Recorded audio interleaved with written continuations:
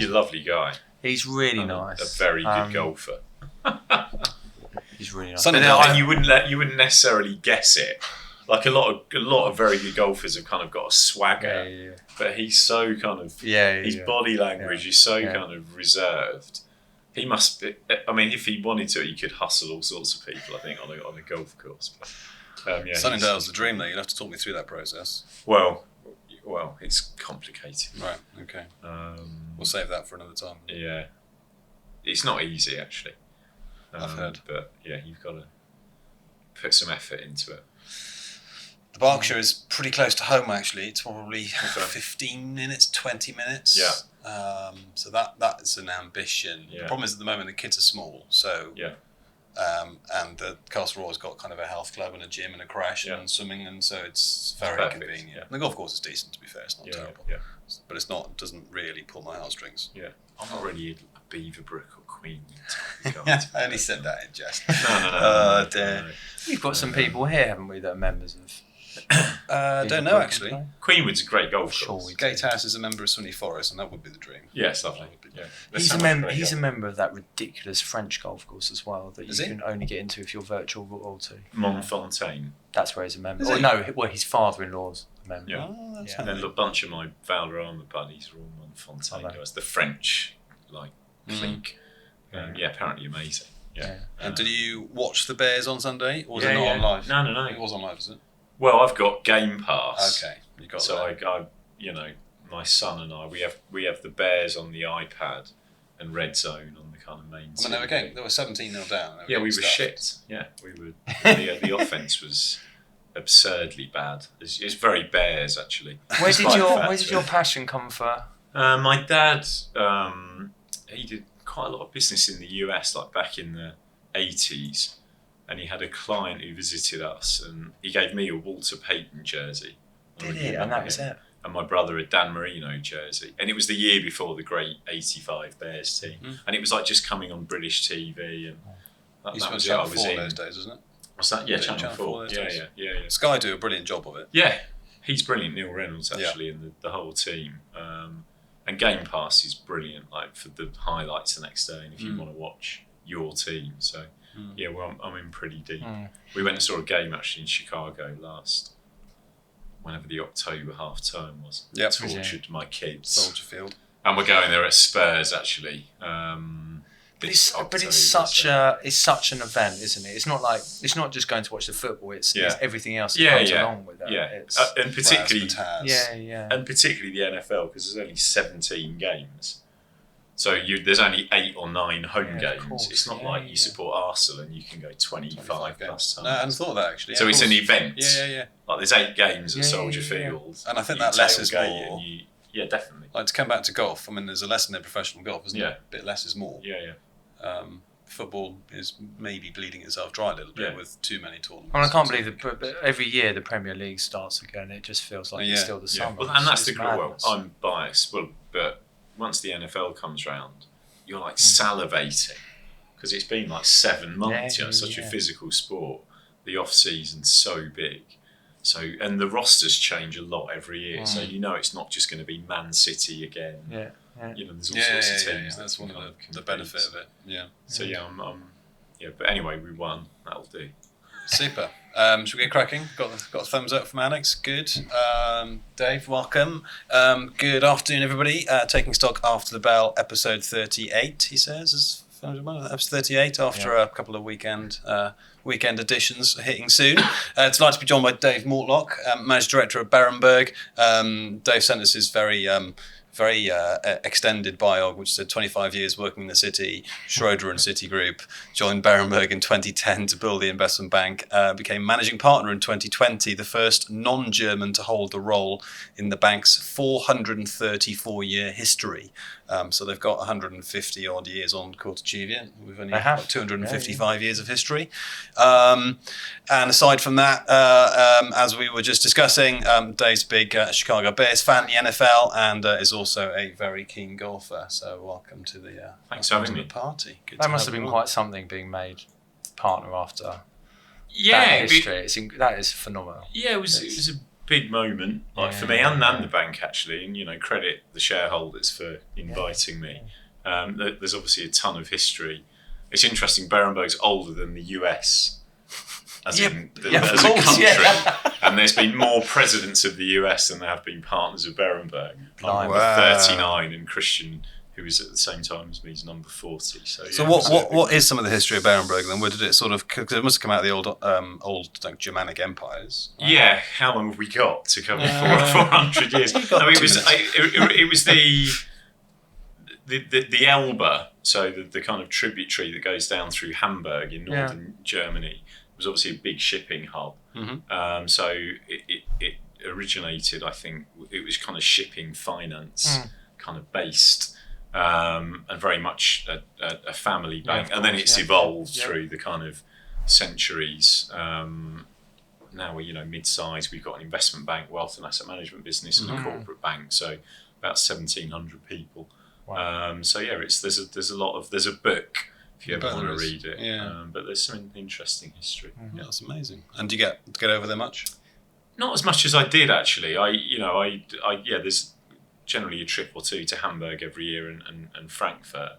But actually pre-COVID, tended to go more. Hamburg's a great city. If you've never been, whether it's summer or winter, it's a really pretty place actually. Cool. So it's fun to visit.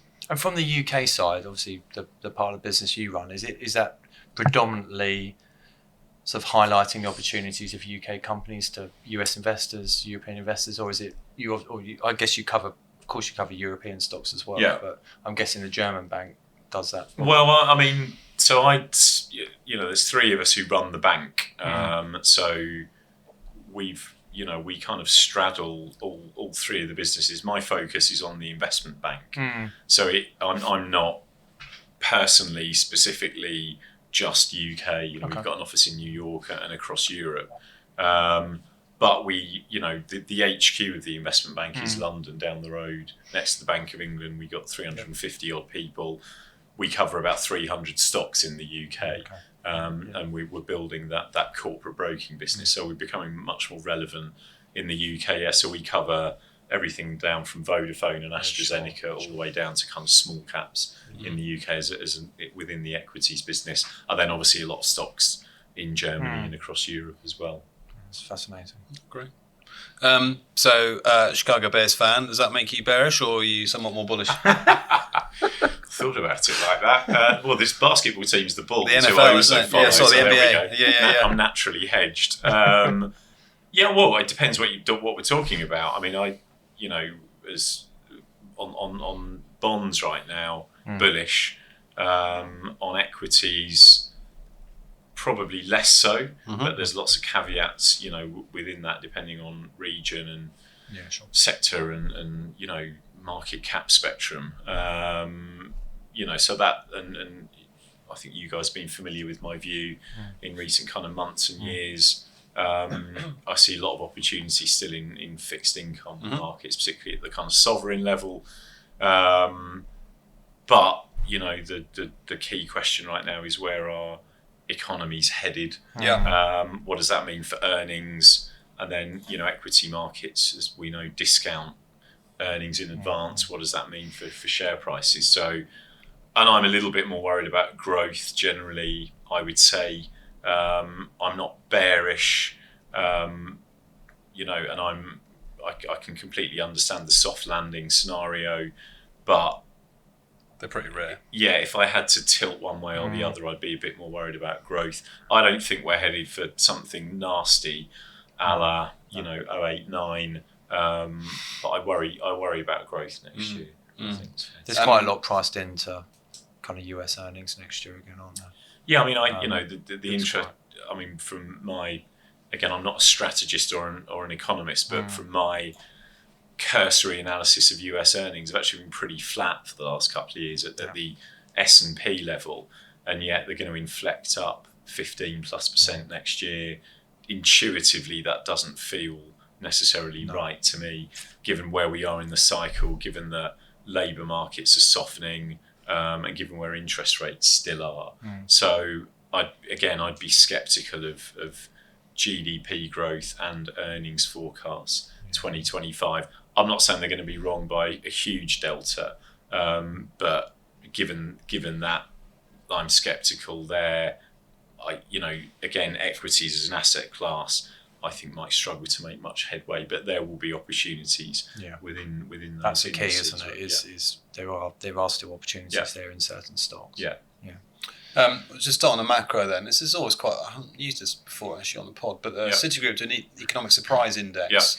So we've got the blue line here is the US, the yellow line's Eurozone, UK is in grey. And basically what it shows is how the economic data is coming relative to expectations. So analysts and strategists have their views of, inflation tomorrow is going to be 3% or unemployment is going to be 5%. Is it better or worse? So a line going down here means that the economic data is generally coming in worse than people expected. And it's sort of a mean reverting series, which might not mean much to people, but essentially it kind of oscillates around zero.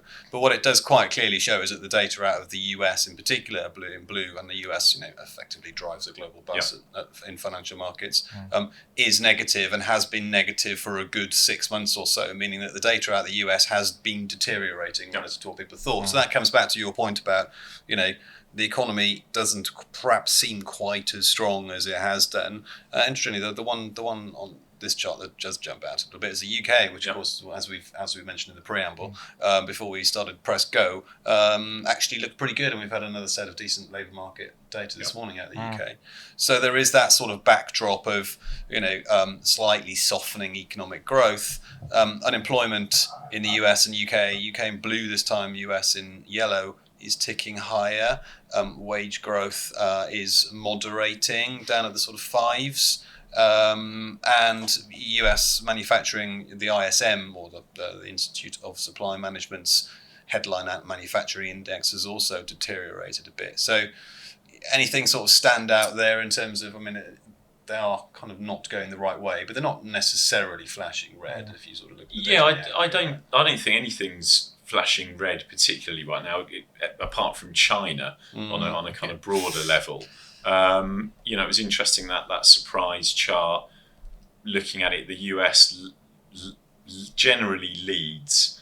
So, if you look back there over the last kind of 12 months, it tends to lead the UK and Europe, where the US heads, generally the UK and Europe do as well. But undeniably, the last kind of 3 or 4 months of US data broadly has been weaker. Again, I wouldn't say anything particularly alarming within that, and equity markets generally have taken that as good news right now, because it means the Fed is going to be able to cut rates, which should, breathe some oxygen back into kind of funding markets again. But and I think UK and Europe have got their own issues. I would be more bullish on the UK right now. But generally, a lot of the data, it's either deteriorating or knocking around at kind of reasonably depressed levels. I would say, and I struggle to see the catalyst why it's going to reinflect higher at this point.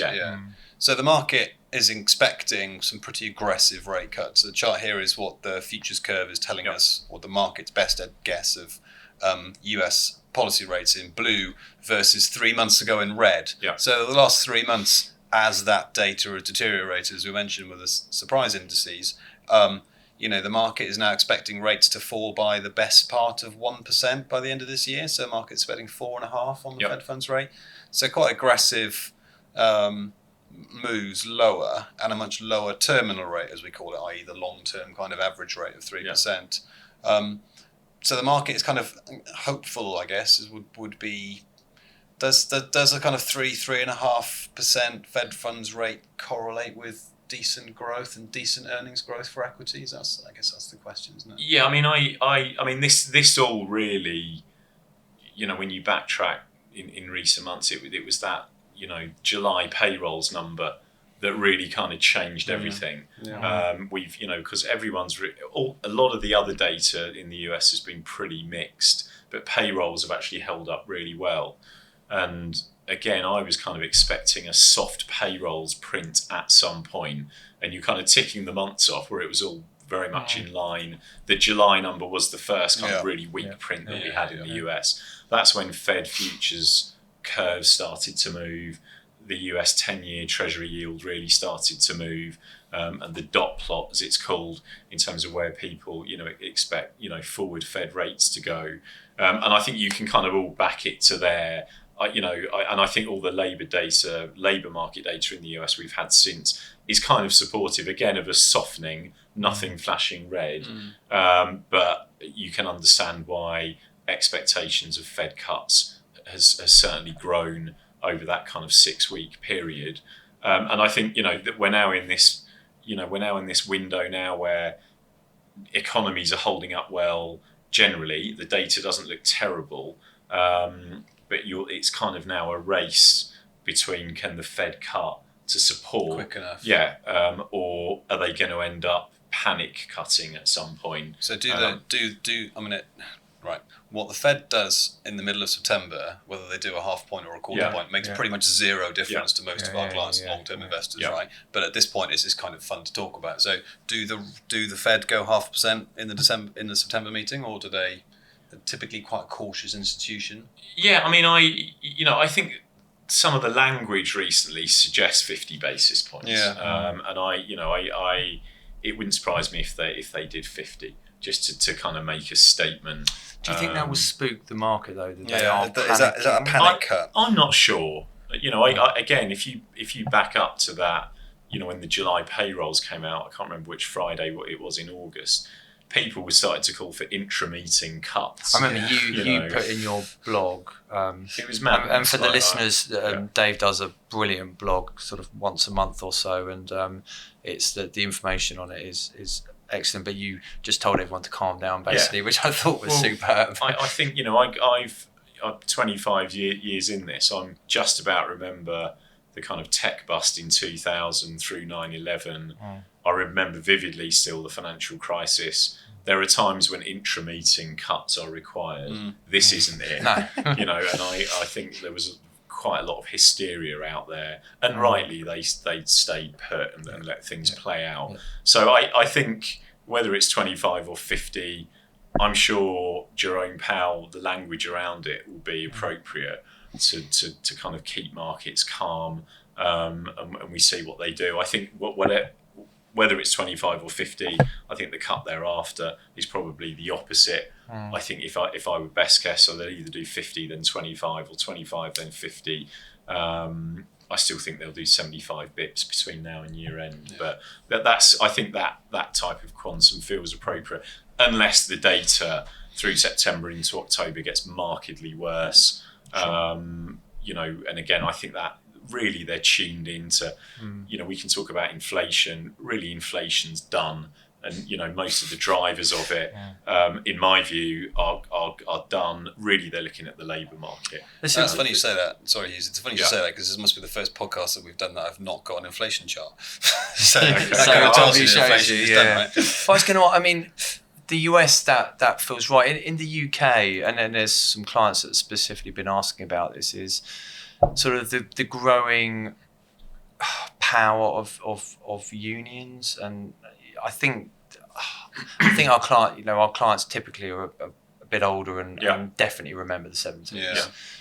Do you think that's a real? Do you think that is something we should be worried about, or do you think no? No, I respect everyone's view, and I may well be wrong, but the three things that I think categorise the 70s on the inflation front were: one, hugely more powerful trade unions, and whatever the incoming government do, or governments across Europe, we're miles and miles away from how labour markets were structured back in the 70s. Two, there was just a complete absence of any productivity growth in the 70s at all. It was obviously heavy industry, whereas now we live in a much more kind of tech and science-based, or much more balanced economies. So productivity growth generally is way north of what it was back then. And third, energy. Again, the 70s was characterised by a very concentrated oil market that was prone to oil shocks. So you had these huge inflationary bursts from an oil price perspective. It's one of the last charts I was just looking at before I came here, actually. Brent, WTI is in free fall right now in terms of an oil price. The oil prices the oil markets are oversupplied, frankly, and fractured. So I don't really see this as 1970s. And again, the fourth point probably to make is just demographics. History tends to teach you that when demographics are heading in the opposite direction, you don't really get that much inflation in terms of inflationary environments. Obviously, in the 70s, we had all the boomers and population growth. I think Western world populations are forecast to peak sometimes in the next 20 years. Japan's a good example. Really bad demographics, no inflation now to speak of for pretty much 30 years. So you put all that together, I can understand why a lot of the headlines, of the last 18 months would cause people who were old enough to be reminded of the 1970s. But I don't see it as an outcome at all. And again, even if you look at, again, not to go on about oil, we've had big OPEC cuts and we've got war, and still the oil price is 65 and in free fall. For those of us in the UK, and actually you mentioned you looked at the oil chart, I actually did an oil price chart. We're not going to put it up on the screen because I haven't but this is the oil chart here in the top right hand corner in sterling. It's as low as it's been in 3 years because sterling's gone up as well as the oil price fallen. So if anyone's looking for a kind of an outside tip on what might be in their budget, the fuel duty escalator might come back on the basis that fuel prices in the UK have fallen a lot. And there's definitely some scope there to raise some more money. This is really good news for consumers. You look into next year, OPEC have cut a lot, so they're kind of itching to add supply. Non-OPEC supply looks like it's going to exceed any increase in demand. Again, if you're slightly worried about growth, which I am at the margin, any Ukraine resolution, I think markets discount in advance. They tend to, but this and again, I'm a reasonable believer in this kind of superabundance theory. There's a lot of scare stories written about how much oil was left. There's more oil and gas reserves available to the human race right now, I think, than there ever has been. And we're better at using them as well. We're way more efficient. And we're also trending away as a general rule from petrochemicals. So again, oil demographics, labour market structure, productivity. I don't. This question, is inflation embedded? I don't think it is. I think it was transitory coming out of COVID. It just lingered longer than generally people expected. Is my view. Are you concerned that the Fed hasn't and Bank of England haven't cut soon enough? Because the view is it takes 18 months to feel the impact of a hike or a cut. Do you think it's a bit late? Or I think at the margin, both the ECB and the Bank of England might have moved earlier and bigger. Look, being a central bank is a very difficult job, and I think as you know from reading my blogs, I've generally been really supportive actually of certainly Jerome Powell and Andrew Bailey. It's a tough job. Coming out of COVID was a very extreme situation in terms of demand versus supply. You could well argue whether rate increases were going to change that anyway. So I think now that the data coming in, I think they're all on the right page. I think it's at what pace now do they start cutting, but I'd be surprised if we look back 12, 18 months that it wasn't solidly down. It's just at what pace that happens, I think, which is the question. You touched on China very briefly, and I wasn't going to ask you about it, but the data looks horrible in the short term. They've got property crisis bust, equivalent to essentially what the US, as far as I can tell, went through in 2008 in terms of property price blowing up. Demographics look horrible, and we've got a lot of debt. And commodity prices are not spending. Consumers not spending because they're petrified. Is that short-term weakness? Chinese assets are very cheap. Chinese equities in particular are very cheap. Is that a value trap, to use a sort of market phrase, or is there actually genuinely value there, or are the structural issues way too big? I'm not a China expert. From my distant view, I wouldn't go anywhere near Chinese equities for the reasons you've just listed and others. I'm not sure the political direction of travel is particularly favourable for private commerce and markets over there right now. So I know Chinese markets have been a horror show performance-wise, but I again, the smart emerging market people that I talk to, we've had the kind of China era.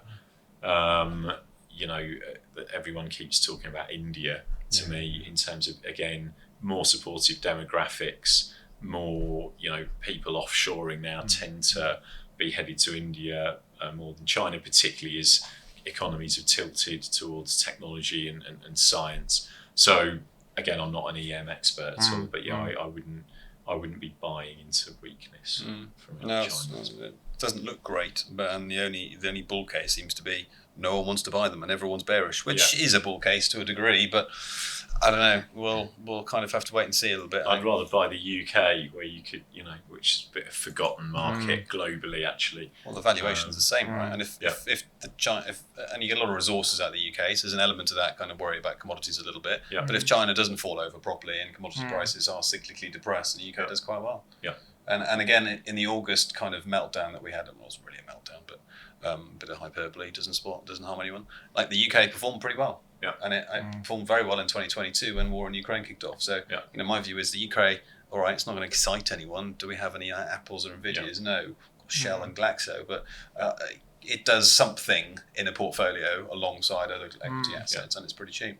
I mean, I think, I think it's ironic in the UK at the moment that we've replaced a government that was desperately trying to be positive on the UK, but the backdrop was just relentlessly negative post-Brexit and through all of the, the Liz Truss budget and all the kind of prime ministerial changes, lots of own goals, and it's been replaced by a government that's now trying to be actually quite bearish on the UK.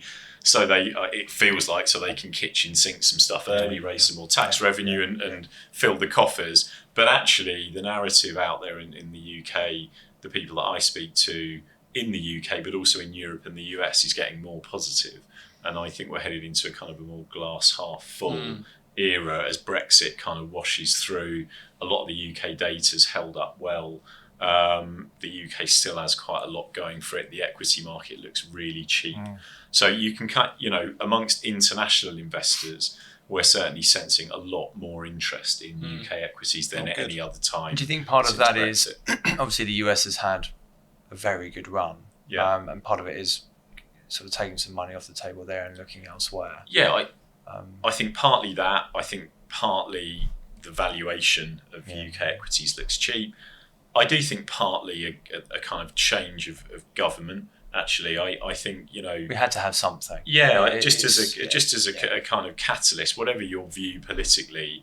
There's a lot of international investors that just did not like the prior government, and were kind of worried about what might come next. And that, again, I feel like that pendulum has been swinging, and then almost not a week goes by without good UK companies, getting delisted and taken private, which again shines a light, I think, on valuations in listed UK equities. They look very cheap, and I think everyone just got too bearish on the UK as an economy, as a country, through the whole Brexit process, and forgot that there's still a lot going for UK as an economy and as a country. So I don't know. I feel like that narrative's beginning to change to the positive, actually. I agree. And what sort of worries me a little bit about the Starmer, Rachel Reeves kitchen sink strategy, for want of a better phrase, is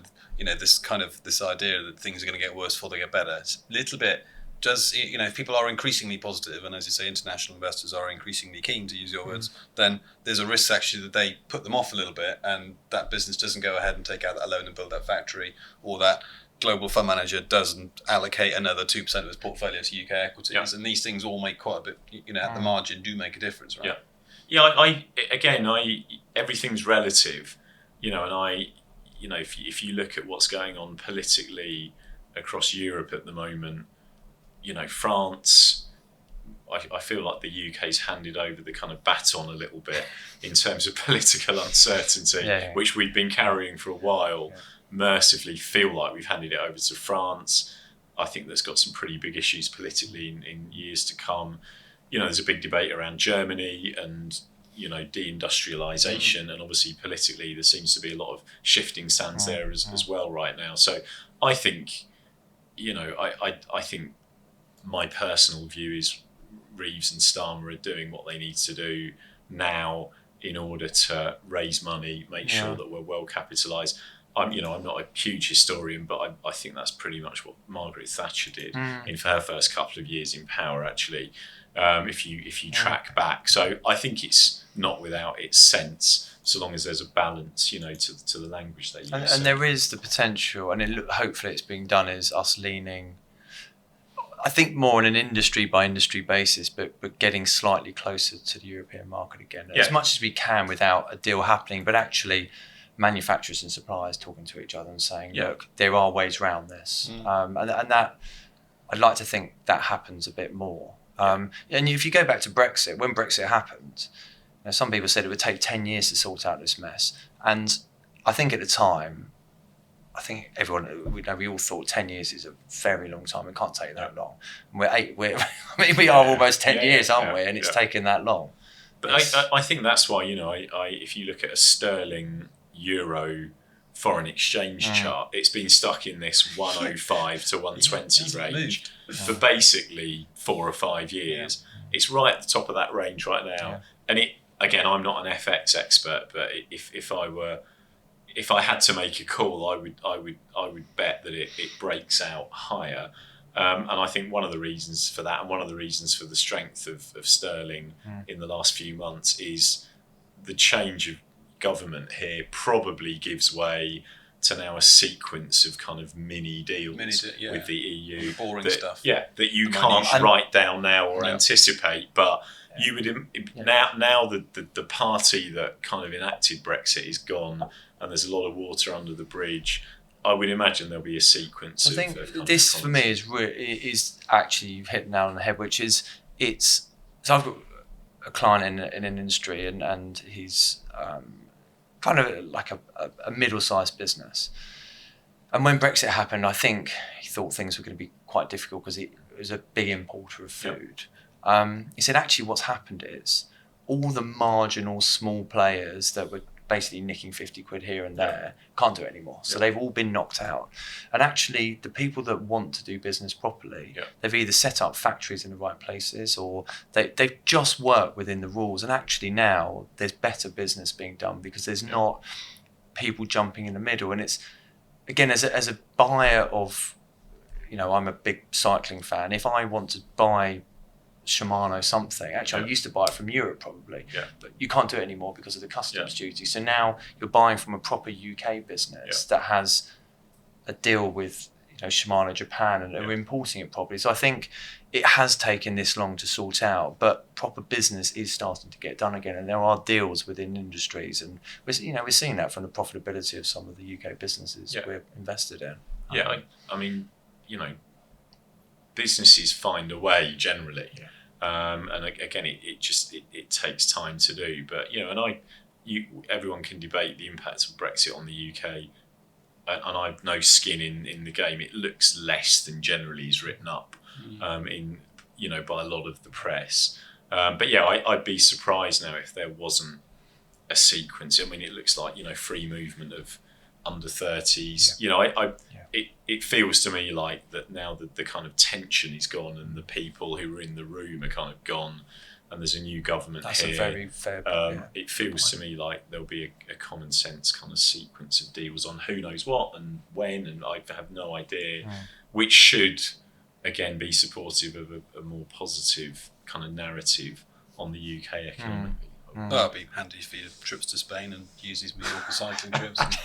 I've only got one golf trip, but we're going to Northern. We're going to Ireland actually, Donegal, going to Rossapena. Okay, So I sidetrack. Bonds. You mentioned you're keen on bonds still. I mean, you got chart here, 10-year yields. UK in blue, US in yellow, and Germany in grey. After the tumultuous period of 2021 to 2022, when it went from 0 to 5, Liz Truss budget is just there at the start of the chart. You can see settle back at the lower end of the kind of 3-year range now. So UK 10-year, US 10-year, both now below 4%. we've talked a lot on the pod, James and I, with various guests about how us managing portfolios for individuals in particular, it's been a sea change where we had 10 years where we could buy bonds, but it wasn't a point buying bonds because you weren't getting any return. Now bonds are a genuine, asset class that we can invest in again. If we have cautious clients, we can come in and give them some yield and some return that's relatively low risk. When bonds start sort of dipping below 4%, and we talk about sort of bullish on bonds, how sort of low do we think? Where does that settle back in the context of kind of post-financial crisis history? Well, let's track back to the beginning of the year-ish. When the US 10-year yield hit 5%, there were a lot of people calling for it to go to 7%. So and I want to pat myself on the back too much, but I was very consistent in the stuff that I was sending out, 100%. essentially describing it, I thought, as a generational opportunity to buy risk-free assets at a 5% yield in advance of probably a slowing economy and inflation, again, which was a big debate earlier this year. Where is inflation going? A lot of people thought it was going to re-inflate up to 7-8%. It hasn't, which to me and to a lot of others was pretty obvious. So that move already has been big for one of the biggest markets in the world, the US 10-year. Is it as obvious at 3.6% yield as it was at 5%? No, but I still think on a multi-year view, I think it's more likely that we're going to trend back, not to the last cycle in an identical manner, as in no inflation, no interest rates, pretty much zero yield. But I still think we're probably going to end up in a place where we're more likely to be talking about QE rather than QT at some point. Not soon. Again, given demographics and levels of debt and everything else. So I would still be a buyer of at these yields, as I said at the outset, of gilts and treasuries. Where they go to will be a function of, again, everyone talks about term premium and lots of kind of technicalities within bond markets. But in essence, for me, if growth is slowing, if interest rates are falling, and if unemployment's ticking up, you want to be long sovereign bonds in my view.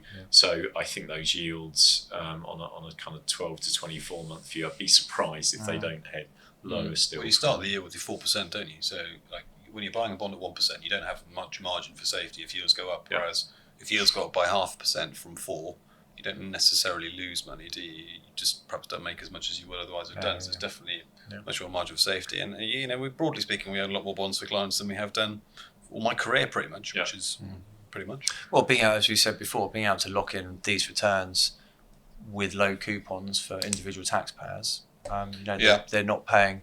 Obviously, the capital return, there's no tax on it. The income tax on a low coupon is very low, so you gross up the return and you're almost at 7%, aren't you? So it's been... It shows how unexciting my life as a fund manager is. One of my most exciting trades was buying a 3-year gilt the week after the Liz Truss budget at kind of 4.75% yields. Yeah, I mean, hero, eh? Did you? Yeah, I bought a 61, the 0.5% 61. You did, double your money. Yeah. Well, the moral of that story for me, when I was a junior broker 25 years ago, these bits of advice stick in your mind that all the kind of seniors provide you. I can't remember who it was said to me, always buy markets when they're moving on political stuff. So, that the whole Liz Truss thing, would be a great example. Actually, post the French election, when the CAC 40 was getting sold off heavily and French bonds were getting sold off heavily, generally markets near term overly discount political anxiety, and it tends to be a kind of good opportunity if you track back through history. A lot of the moves when Donald Trump was elected first were quickly kind of unwound. Well, the S&P nearly didn't open, did it? Because it was down 5% in the after hours, and then it was up heavily. The one I remember is the TARP vote, wasn't it, 2008? TARP or TARF, whichever one it was that they threw out, and they didn't get through, and the market dumped thousands of points in those days. The market wasn't even, the Dow probably was only in 4 figures in those days. That was a pretty good generational buying opportunity, wasn't it? Yeah, you mentioned demographics and also debt. Is the US debt pile to be worried about, or is one of those you only worry about it when it becomes a problem? Well, you only, again, there have been academics who've written papers on this, but really, debt only really becomes a big problem if people lose faith in the currency. Yeah. The pair go hand in hand. So, really, the absolute stock of US debt looks scary if you track it back since COVID and since 2008. Yeah. It's still way less as a percentage of the US economy than Japan. Yeah. So there's a kind of data point out there that you could suggest US debt could go high. Actually, projections of US debt in the next few years look like it's kind of solidly tailed off. But really, the question is, are people going to lose faith in the dollar? I mean, I'm not sure that's going to happen in my lifetime. Where else are we going? These podcasts will be largely relevant because it's the global reserve currency. Yeah. So I think and you can, I think, apply that also to the euro. And what was interesting about the whole Liz Truss thing was that actually briefly it looked like people were going to lose faith in sterling. I don't think necessarily it would have played out like that, but again, so long as people have got faith in your underlying currency, your debt pile is generally manageable. And again, there's lots of talk. Again, it's quite popular in the press. The talk about the demise of the dollar and will oil still settle in dollars, and are the BRICS going to launch their own currency? And I just think most of it's nonsense, frankly. Well, they can always trade it in Bitcoin, add in an extra layer. Isn't that Trump's idea? Well, I mean, he's trying to get both sets of voters, isn't he? So I'm and again, the dollar's it's come off a little bit the last couple of months, but generally you track back the dollar index, it's all near all-time highs. Yeah. Which tells you that the global financial markets are kind of casting a blind eye a bit to US debt.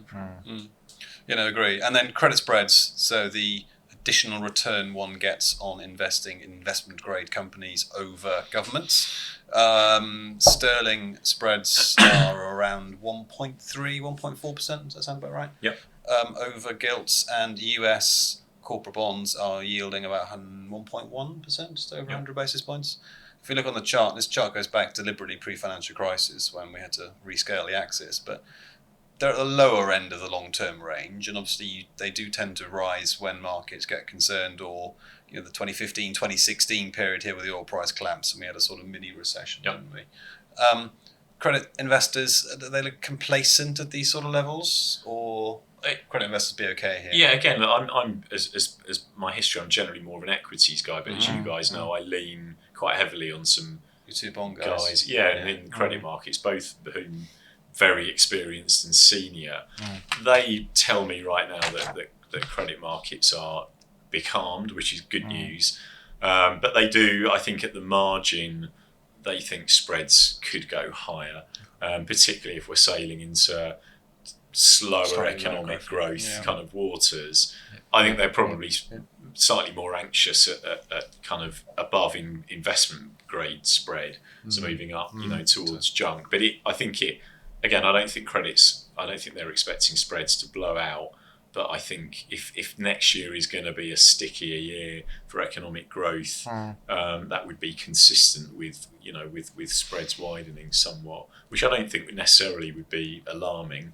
No. It would be kind of more of a natural economic cycle widening of spreads than a kind of shock kind of market event, I think is the expectation. But you do tend to get these blowouts in spreads. But over the long term, if you own corporate bonds over government, that additional premium that you get from investment-grade corporates tends to act in your favour over the medium to long term. So you're harvesting the risk premium, aren't you? You just have to kind of make sure that you don't get carried out, I guess. With those spikes. And again, one of the problems, obviously, looking at this chart back in the lead up to the financial crisis, is that actually at the sovereign level, governments were pretty well capitalised, if that makes sense. Yeah. But companies and people weren't. All the leverage was sat in banks and other corporates and in households.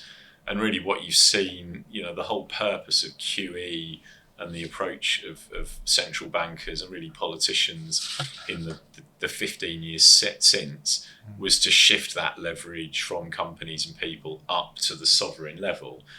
So what you've got right now is generally companies, corporates are way better capitalised than they were, back headed into the financial crisis, which is consistent with both tighter spreads and, kind of, and with that, more kind of security in the bonds that you're owning, and which is one of the reasons that this cycle is different, in terms of everyone's reaction to interest rates. You just haven't got the leverage at the corporate or household level that you did, in which case that transmission mechanism from higher rates is A, less, and B, takes longer. Yeah. Well, if you're Microsoft or Apple, you've got net cash in your balance sheet anyway, so 5% rates are brilliant. Adds to your bottom line and income, doesn't it?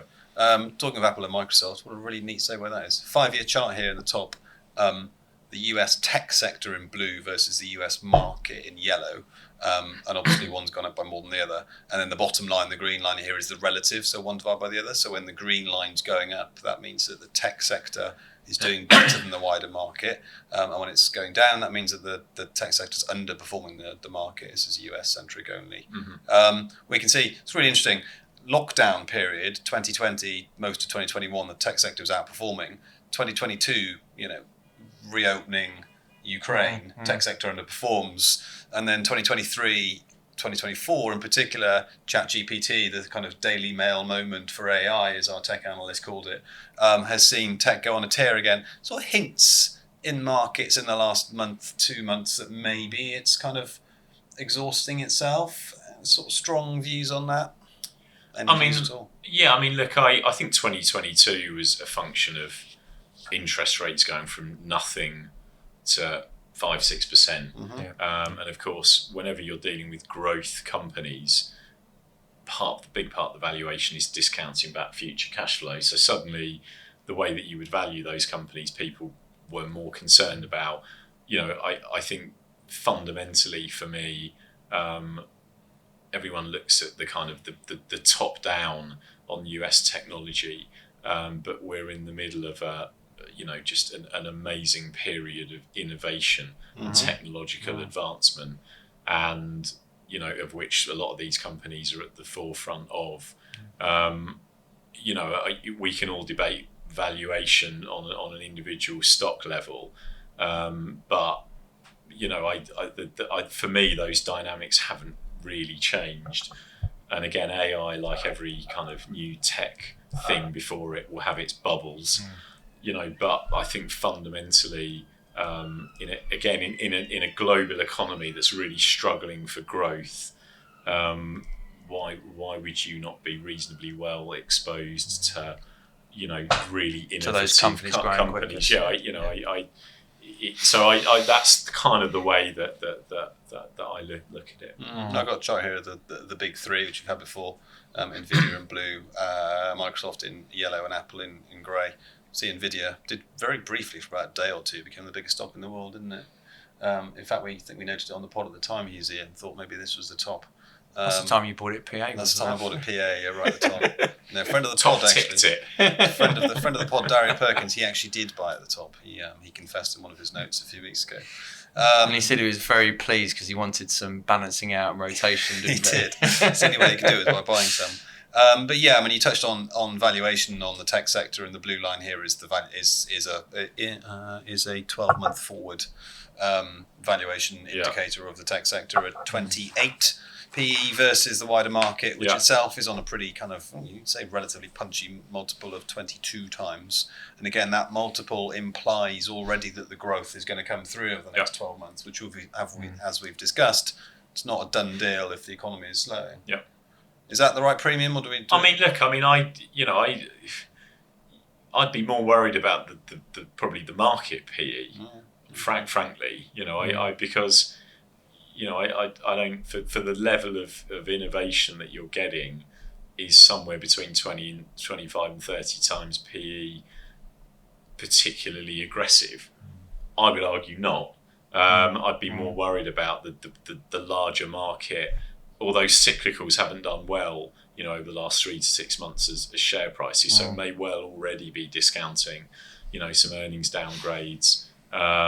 That's where I probably have some more anxiety. But again, to put this in context, again, if you look at it from a kind of UK and a European perspective, just in terms of the scarcity value of these companies, I don't know whether you saw yesterday, but Mario Draghi has published his big report on how to improve European competitiveness, and I think I've not read it. I was reading headlines. Some of it looked curious, other bits of it looked interesting, but I think there's a great stat that there's no EU company with a market cap over $100 billion that's been founded in the last 50 years.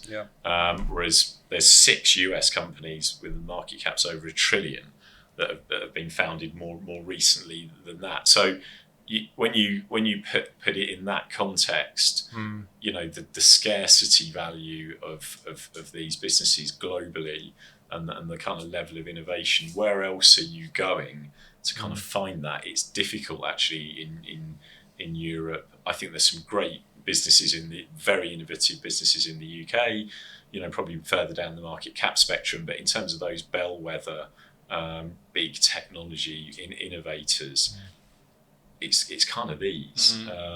So I think you can't underestimate, the scarcity value here as well.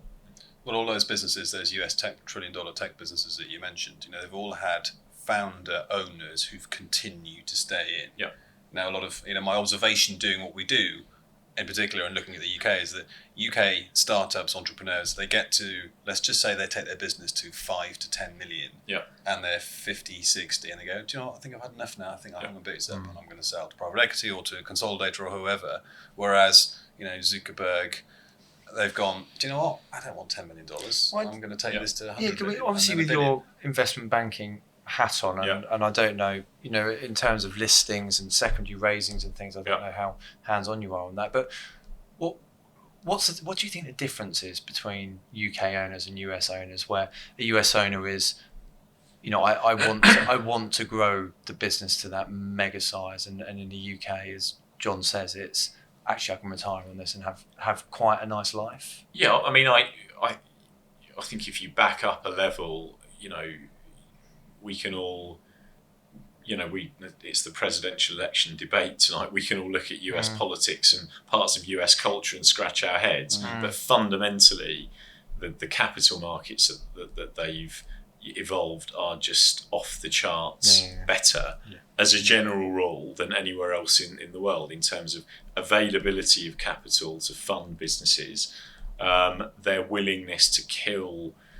dead capital rather than preserve businesses that necessarily shouldn't still be around. So this whole kind of creative destruction thing, which again breathes oxygen, into the whole kind of the whole entrepreneurial nature of how the US goes about funding and building businesses. I think it's, again, I would pivot slightly away from technology.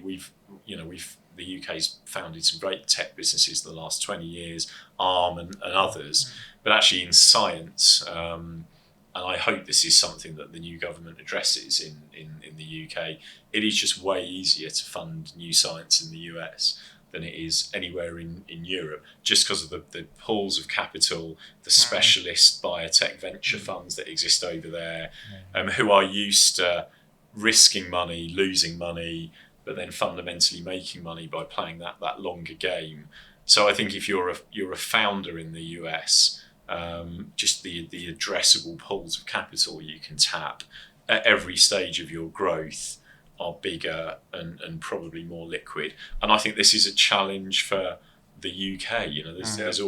There's already been, I think, some really interesting, credit, Julia Hoggett, the stock exchange, the FCA changes that they're announcing, the Mansion House reforms. The direction of travel now in the UK is definitely, I think, in the right direction.